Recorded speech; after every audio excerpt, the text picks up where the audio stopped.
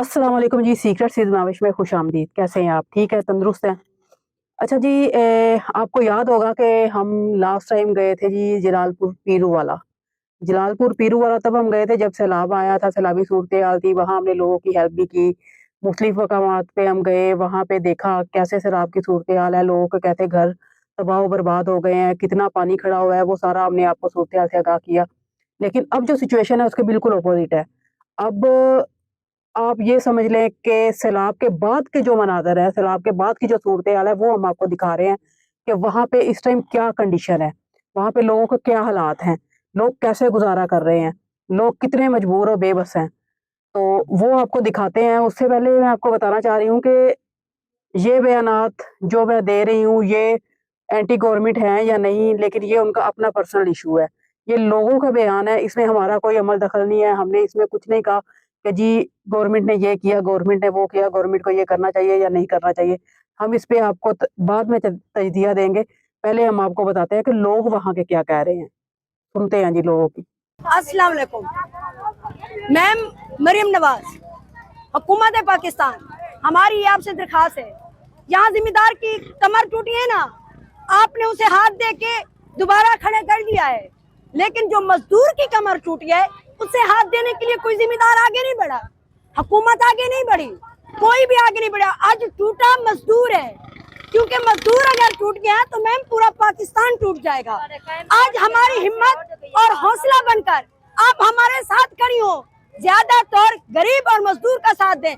हमारे घर गिर गए, नहीं लिख रहे, कह रहे हैं कि ये डैमेज ही नहीं हुए, इनको कुछ नहीं हुआ, लेकिन जिम्मेदार का बगीचा लिखा जा रहा है।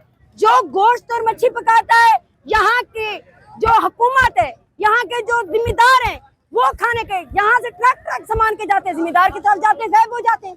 गरीब की तरफ तो कोई कुछ भी नहीं आ रहा। गरीब है कहाँ? गरीब इस पाकिस्तान में है। हम भी, आप भी, हम गरीबों और मजदूरों की वजह से मेहरबानी करें, हमारी तरफ तवज्जो देना। हमें खैमा दिया गया, ना हमारी तरफ कोई पानी का इंतजाम हुआ, ना हमारी तरफ कोई फंड का इंतजाम हुआ। क्यों ये वस्ती कमाल लाल जुलूबी बैठ के ये इसमें शामिल नहीं है पूरे पाकिस्तान में? यहाँ इसको क्यों नहीं गिना जा रहा? क्यों नहीं सहूलत दी गई? क्यों नहीं? ये पूरा सजादपुर, लाल जुनूबी, सजावलपुर, पूरा इलाका यानी कि मुतासिर पूरा पाकिस्तान है, लेकिन सहूलियत किसी को नहीं दी गई, गरीब को नहीं दे रहे। क्यों? ऐसा क्यों हो रहा है हमारे साथ? मसला ये है भाई, आज से 8 दिन पहले हम यहाँ फंड के लिए मौजूद हुए।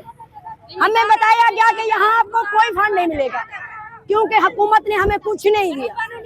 जो पूरे सूबे चला सकता है उस एसी के पास इतना तो है कि वो किसी गरीब को एक वक्त का खाना खिला सकता है, इतना नहीं है इनके पास बचा। फिर हमें कहा गया कि हम विजिट के लिए बंदे भेज रहे हैं। इन लोगों ने विजिट के लिए बंदे भेजे, वो जाके जिम्मेदार के साथ मिल गए। जिम्मेदार के बाग बगीचे, उनकी महल और मालिया लिख रहे, गरीब का झोंपड़ा नहीं लिख रहे। हम वहाँ पत्थर पे पड़े हुए। एक खैमा जो मुझे दिया गया, ये फौज ने मुझे खैमा दिया, वो भी किसी जिम्मेदार से, इस पटवारी से वो खैमा भी बर्दाश्त नहीं हुआ।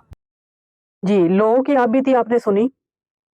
लोगों का क्या कहना था, ठीक है? उनका ज़्यादातर लोग जो हैं वो एहतजाज कर रहे हैं कमिश्नर ऑफिस के बाहर।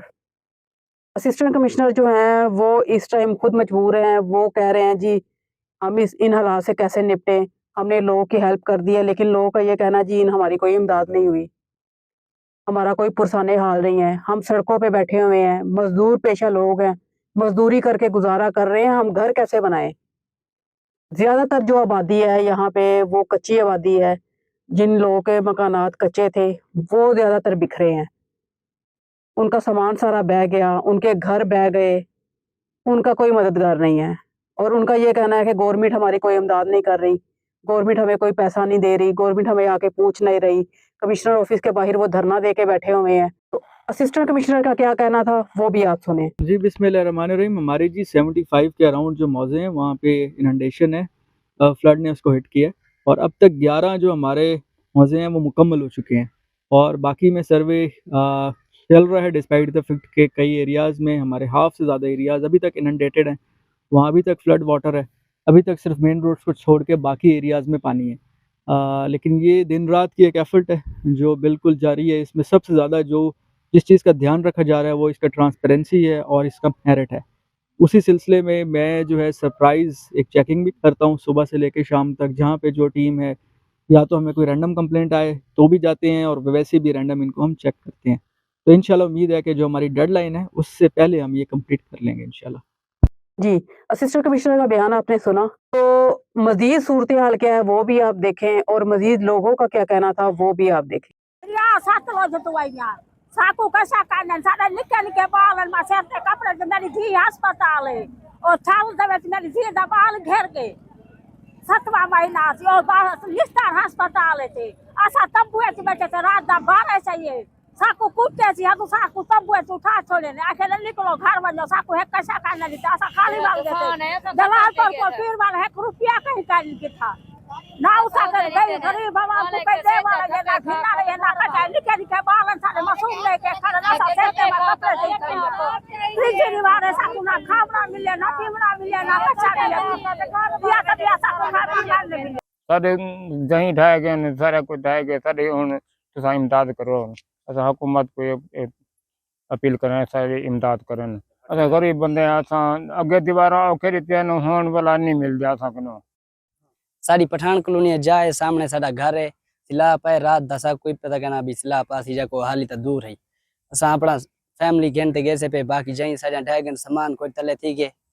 कई शनि से काट सके बाप अपनी जिंदगी बचा गए थे तो साडा जई ढाए गन 4 कमरे ढाए गन दे 10 बालन साडे ठीक है ना असा यहाँ बाला दे रोजी करूं जा जई बनाऊं जा अपना पेट पालूं केरे केरे पासे वणूं कपड़ा थिगड़ी माल ढांडा जो चीज भी है सारी खत्म थी चुकी। बालन मैं कर नहीं सकती मेरा घर दा बंदा जरकान दा मरीज है मैं आप पे हर इंसान डिटे मैं मजदूरी करेंदी रह गया जई सारे में मेरा कराने वाला कोई के नहीं घर मेरा लोड गए माल ढांडे लोड गए हर चीज तबाह थी गई कुछ है क्या नहीं बची जी मैं पठान कॉलोनी खड़ा दे थे कड़े मेरे घर डेगिनो सामने मेरे घर हर चीज ढह गई है साढ़े नल तावन थिया वने साकू ना की राशन मिले ना कोई कैंप वगैरह दी ने ना कोई चीज सब कहने दी थी यो सभी सहूलत सब कहीं क्या नहीं मिली ताकि कई वेला रात दा पानी आए साढ़े उतो गुजरिया गया ऐसा सामान ही नहीं चाह सके मेरे 3 बाल हैं मैं हुने को चाह के अपनी जिंदगी बचाने की कोशिश की है